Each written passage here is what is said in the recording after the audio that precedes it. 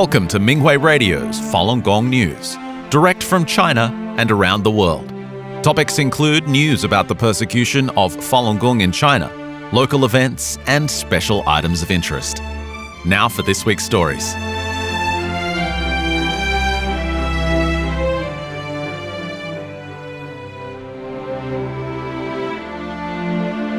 The United Kingdom. The UK Falun Dafa Association received a letter of support from the UK Foreign, Commonwealth and Development Office on January 23rd in response to a report of threats directed at Shenyang performers and their host venues in the United Kingdom. The letter said in part, "This government will stand firm on human rights and is committed to promoting and protecting the right of freedom of religion or belief for all, including Falun Gong practitioners, Shenyang performers, and their audiences. We are committed to responding to foreign interference, including those actions which amount to transnational repression. Any attempt by a foreign power to intimidate, harass, or harm individuals or communities in the UK will not be tolerated." At the end of the letter, the government reiterated its stance and stated, "I hope this response reassures you that the government takes the safety and security of Falun Gong practitioners, Shenyang performers, and their audiences very seriously." The UK Security Minister, Dan Jarvis, wrote in a February 4th letter to the UK Falun Dafa Association, "Threats to physically target venues and individuals in this way are utterly reprehensible and are an affront to the freedoms and security we all enjoy in the UK." He affirmed that any attempt to intimidate, harass, or harm individuals or communities in the UK will not be tolerated, and that the government takes the protection of its individuals' rights, freedoms, and safety extremely seriously. New Zealand.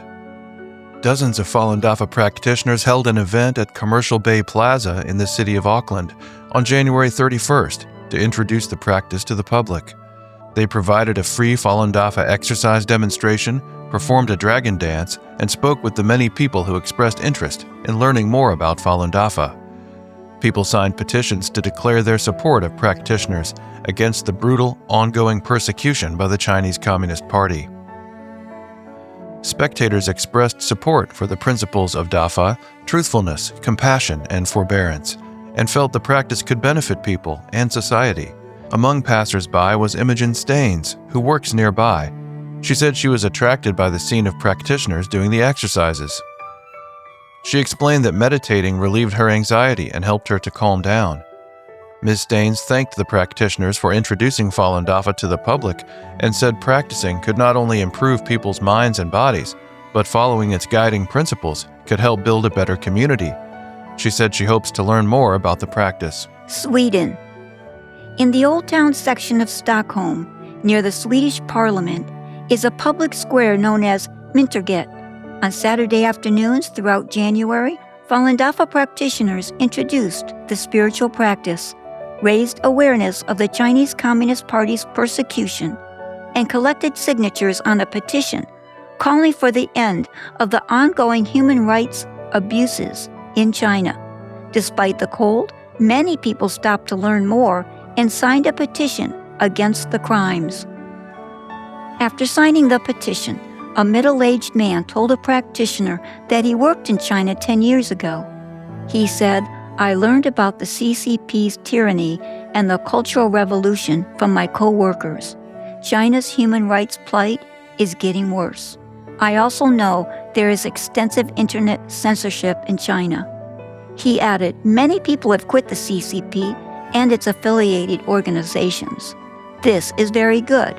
He said that when they can no longer go along with the party, people living under the Chinese Communist regime are expressing their attitude in this peaceful way. Falun Dafa practitioners Tula, Olga, and Biliana, who frequently participate in the activities at Mynterget, said they hope more people will learn about the persecution. The Chinese New Year is just on the horizon, and they expressed their gratitude and respect to Master Li, the founder of Falun Dafa, to wish him a happy Chinese New Year.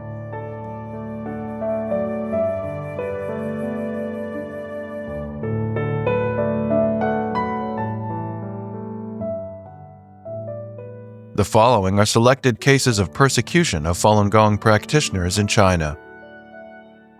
Ms. Zhao Ziqiang of Liaoning Province was arrested in December of 2024 after being reported for putting up stickers bearing messages about Falun Gong. In court, Ms. Zhao testified in her own defense and emphasized that no law in China criminalizes Falun Gong or labels it as a cult. She recited relevant government regulations attesting to the fact and added that the government long ago lifted the ban on Falun Gong publications. She thus asserted that she had broken no law in exercising her constitutional right to spread messages about Falun Gong. The court nonetheless sentenced her to 2 years, and she was admitted to prison in January this year. Ms. Zhao is the 54th Falun Gong practitioner in the greater Jinzhou region who had been wrongly convicted for their faith by the same court between 2022 and 2025. 10 Qinyuan County, Liaoning Province residents made their second court appearance in January for their faith in Falun Gong. The 10 practitioners were arrested and indicted in 2024. The prosecutors accused the practitioners of forming a criminal organization to install satellite dishes and provide the public with access to uncensored information from New Tang Dynasty TV, a New York-based TV station.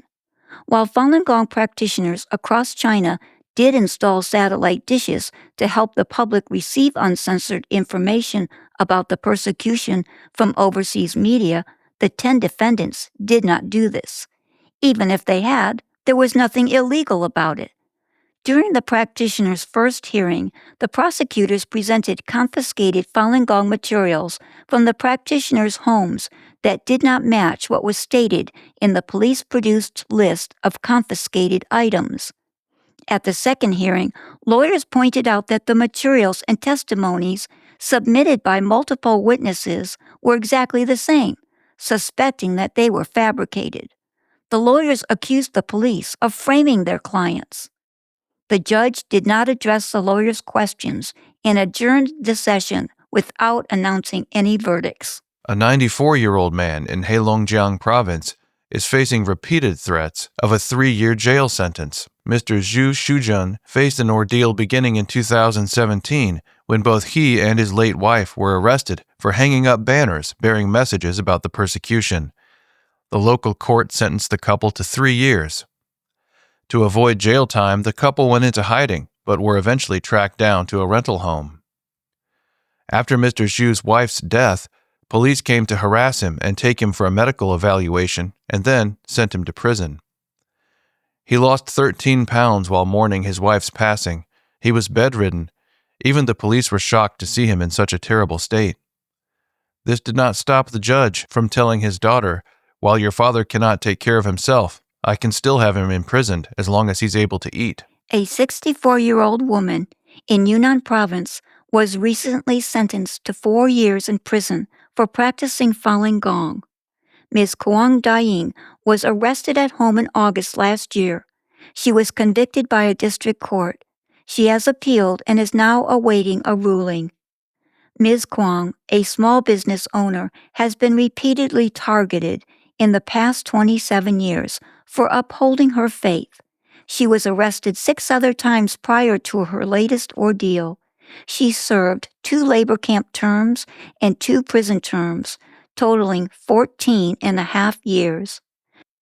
Ms. Kuang's son was only 15 months old when she was given the first labor camp term in 2002. Unable to cope with the pressure from the persecution, her husband divorced her in 2008. Her mother, who also practiced Falun Gong, faced constant harassment as well.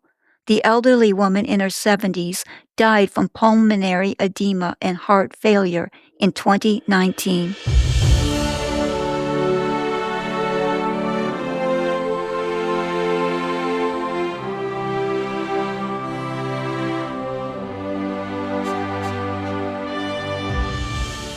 Falun Dafa practitioners in the Netherlands raise awareness of the persecution year-round.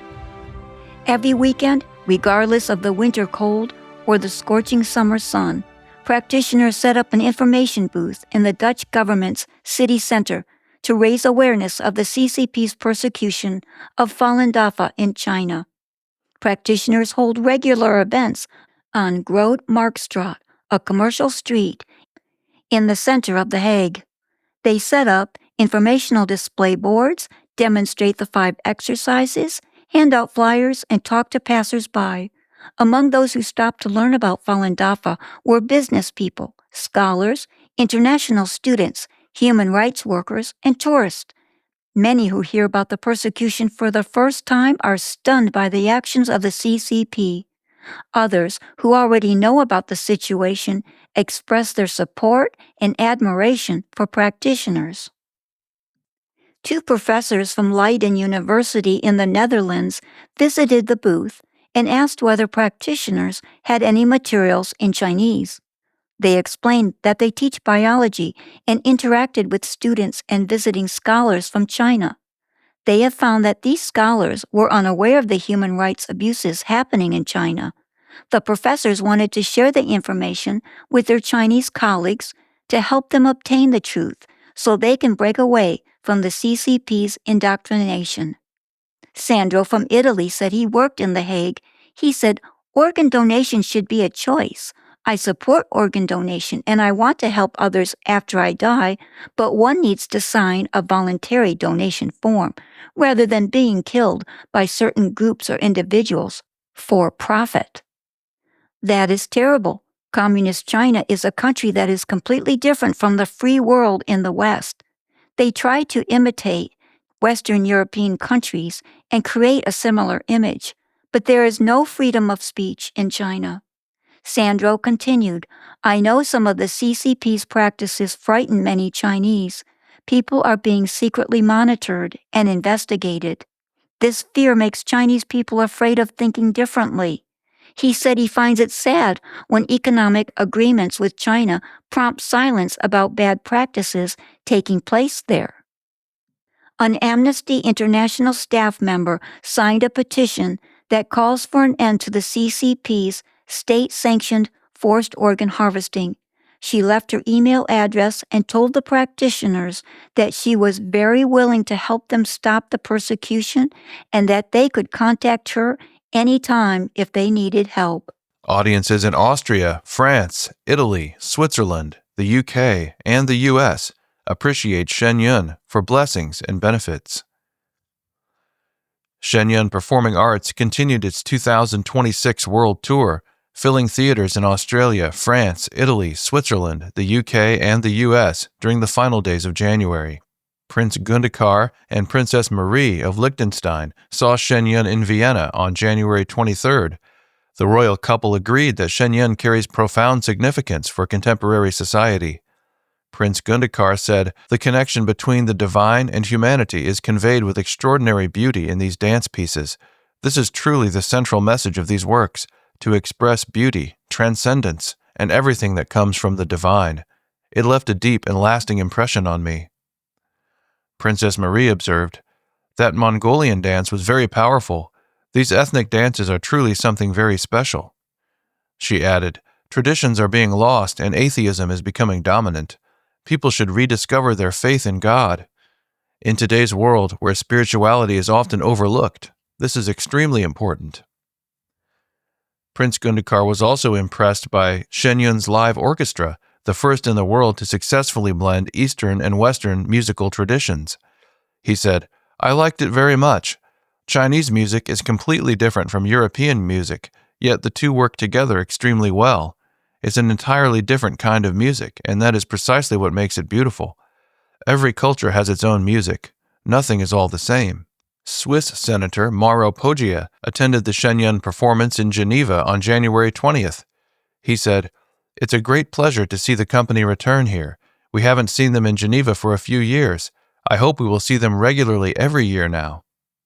In what he described as a troubled world where human values are disappearing and solidarity is no longer present, He said he believes that this type of show plays an essential role. He explained, "It feels good to have values expressed in this way. These are human values that enable us to respect others and also earn their respect. They allow us to express what is deepest within ourselves and to earn the respect of those around us." Pascal Lisselingue is a deputy mayor of a Parisian suburb and saw Shenyun in Paris on January 23rd. He said, "I am a supporter of ancestral traditions, and I find that reviving this ancestral tradition through these performances is something quite extraordinary because it is the history of China." He added, "You feel good when you watch the show. I truly believe that someone who has kindness transmits it to others, and this kindness is there. It exists, and you can feel it." Company owner Katia Algishi saw Shenyun in Milan, Italy on January 25th. She said of the performance, "It was full of magic and spiritual messages. The extreme gentleness and kindness deeply moved me." She added, "I believe that the Creator is with every living being. Every person has a divine side in their heart. They just need to search and discover." The program portraying the Creator descending to save people was very sacred. Oliver Riboa, who is in charge of the French market for a multinational company, saw Shenyun in Paris on January 25th. He shared, "The performance was full of vitality. We felt the kindness coming from the bottom of the hearts of all of the artists on stage. At the beginning of the performance, when the divine beings descended to the human world, we felt the arrival of the divine, where the earth was full of peace. I think the performance can bring extremely great blessings and benefits to different countries around the world." Romania, benefiting from reading Juan Falun. For millions of people around the world, reading the book Juan Falun, the main text of Falun Dafa, was a turning point in their lives. They found new ways of understanding challenges and say their morals have improved. On the 30th anniversary of the publication of Juan Falun, practitioners in Romania tell their stories of how this book has improved and continues to improve their lives. Vlad was about to finish his undergraduate studies in engineering in 2012 when the instructor of a communications course and he talked about spirituality, and the man suggested that he look into Falun Dafa. Initially, I thought there was something hidden, something not public, that was hard to find about Falun Dafa, but I found that all the teachings and the exercises were available on a website free of charge, said Vlad. This was how he read Juan Falun for the first time. After reading the book, he understood why a person should improve their character, and his notions about morality were redefined. He said, "For many years I didn't understand what compassion was. I always felt that having compassion seemed sentimental and a sign of weakness, but it isn't. After reading Juan Falun, I understood that when I set myself aside and let go of my emotions, I'm compassionate." After he began practicing Falun Dafa, Vlad began putting the teachings into action. When he told his mother that his relationship with his girlfriend ended and he let her have most of his belongings, his mother felt Vlad was unfairly treated, but Vlad was calm and unaffected. He said, "I was reminded by a passage in Juan Falun where I was taught to be considerate before saying or doing anything. I looked at my mother and replied that my ex-girlfriend needed these things.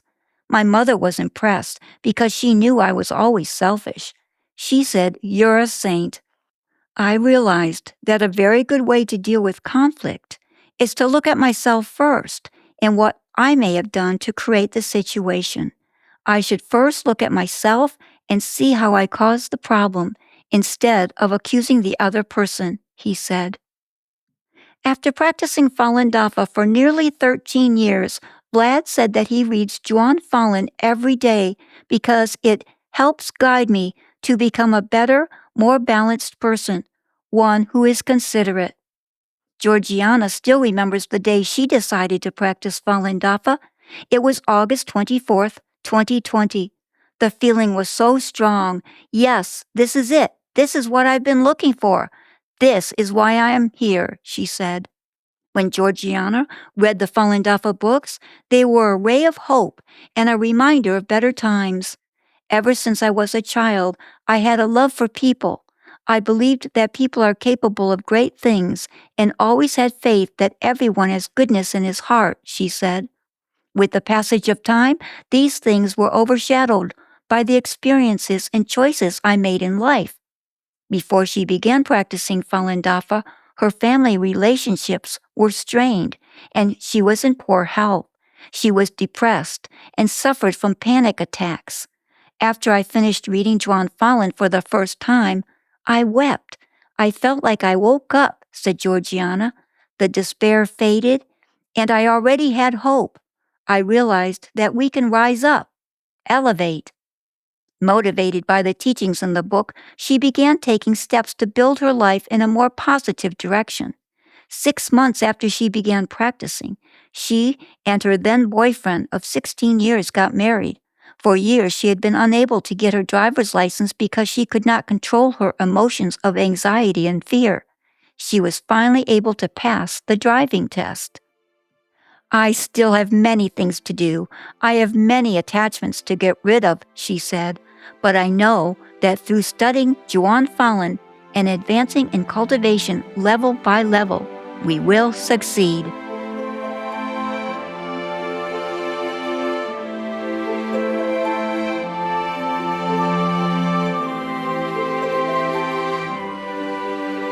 Thank you for listening to the Minghui Radio Podcast. For more information, including news about the persecution of Falun Gong practitioners in China and experience sharing stories by practitioners around the world, please visit our website at en.minghui.org.